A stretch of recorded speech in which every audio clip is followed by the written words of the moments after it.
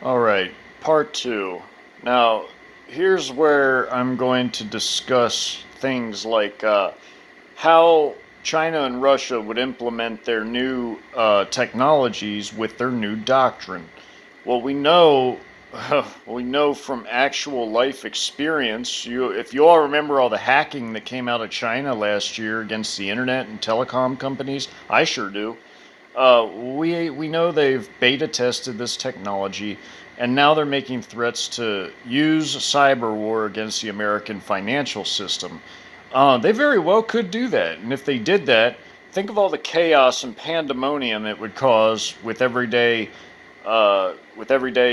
Joe and Jane Q citizen that has no idea what's going on in the wider world, and is just like a mindless drone wandering about doing their daily business. They have no idea what's coming. All of a sudden, they can't use the ATM. They can't get money. The stock market crashes, or you know the everything's revalued or whatever they feel like doing to it, or they just shut it all down. They can do that too. They have local EMP weapons that we know have been taking down American aircraft on American soil, like the Iraqi Air Force general that was training in the United States, and his perfectly good, perfectly flyable F-16 was brought down near the border with Mexico by a local EMP weapon.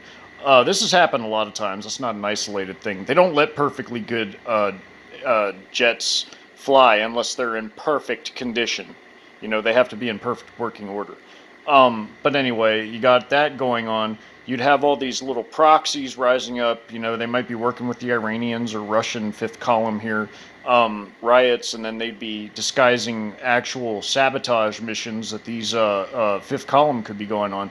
They can literally capture entire buildings, TV stations, or they can sabotage them, whatever they feel like doing.